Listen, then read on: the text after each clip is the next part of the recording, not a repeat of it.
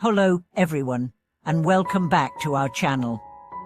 Have you ever noticed how a moment of pride can slip in after a small victory, only to leave you feeling hollow, anxious, or even regretful afterward? Have you wondered why that fleeting sense of superiority seems to undermine all your good efforts? Today, we explore the profound teaching that pride, subtle as it may be, has the power to negate the very merits we've labored to accumulate. And we learn how to see through its hidden workings so we can reclaim genuine inner peace and wisdom. Pride arises from the illusion of a fixed, superior self. When we achieve success or receive praise, a spark of self-satisfaction can flare into a deeper identification. I am better than others, or I deserve this more than anyone else. From that moment, every virtue we practiced, kindness, generosity, patience, begins to be entangled with self-glorification.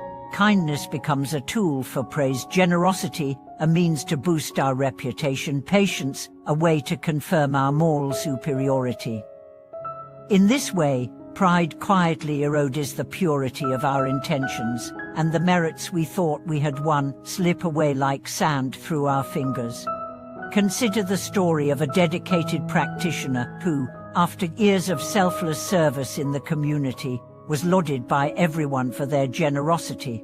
At first, the praise brought heartfelt gratitude, but too soon it seeded pride. See how virtuous I am. Unbeknownst to them, every subsequent act of giving now carried the shadow of ego. The warmth of genuine compassion cooled, replaced by a performance for external approval. The merits they had built with humility vanished in the grip of that subtle self-regard. To see through pride's deception, we must begin with honest self-observation. When a praise or success stirs a swelling in the heart, watch it carefully. Is the joy of accomplishment accompanied by a sense of separation? I am this, others are that. Does it lead to comparing ourselves with those we see as less successful or virtuous? In that moment of awareness, we glimpse pride's formation at its root. This simple noticing, free of self-condemnation, cracks open a space where humility can grow. Humility, the natural antidote to pride, is not self-deprecation but a clear-sighted recognition of interdependence.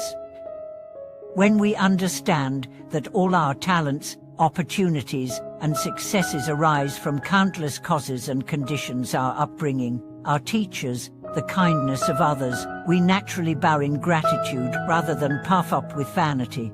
In that humble bow, we honor both ourselves and our connections, dissolving the rigid self-other boundary that pride constructs.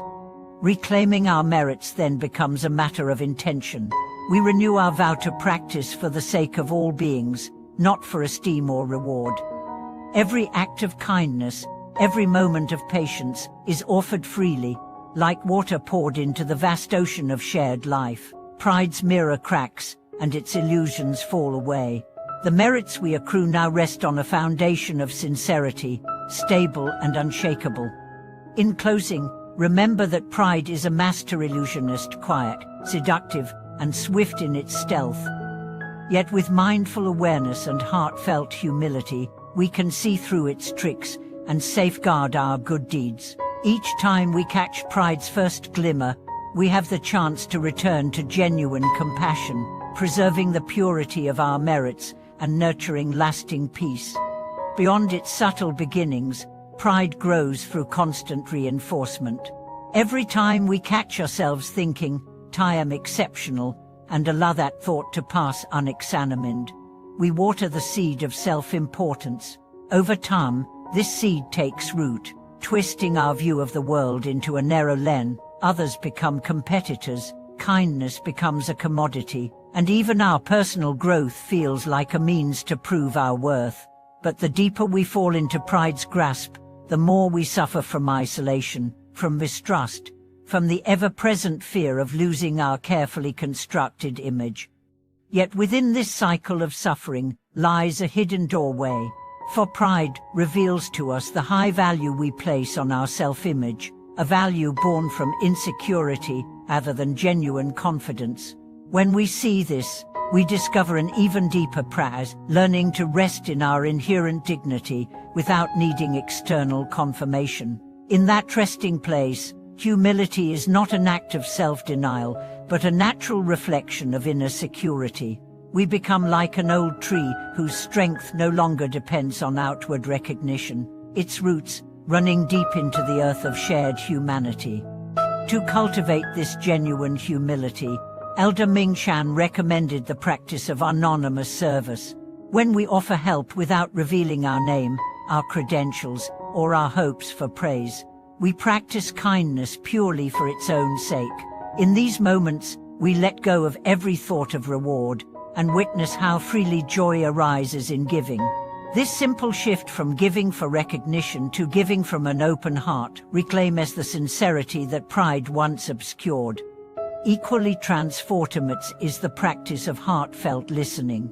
In conversation, we often await our turn to speak, crafting our next witty remark or example of our own insight. But when we set aside our agenda and truly listen, leaning in with curiosity and respect, we honor the other's voice and dissolve the barrier of self-absorption.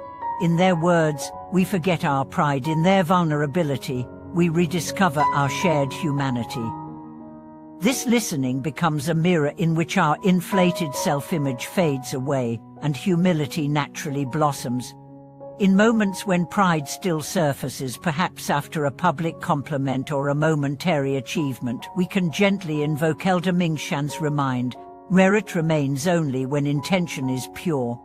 By returning our attention to the original impulse of kindness or discipline, we renew our vow to practice for the welfare of all, detaching from personal gain. This redirection of intention acts like a compass, guiding us back when we stray into the minefield of ego. Ultimately, the journey through pride to humility is not about perfection, but about presence. Each time we notice pride's first whisper and choose to remain present, welcoming the full spectrum of our experience without reactivity, we strengthen our capacity for genuine virtue. Over time, the clarity gained from this mindful presence becomes our truest merit, one that does not waver with praise or falter in adversity. Thank you so much for watching this video. We hope these reflections help you recognize pride's subtle allure and nurture the unshakable humility that preserves your deepest merits. Please share your thoughts and experiences in the comments below. Don't forget to like, subscribe, and click the notification bell for more insights that support your journey toward wisdom and peace. Thank you for being here with us, and we look forward to exploring further teachings together soon.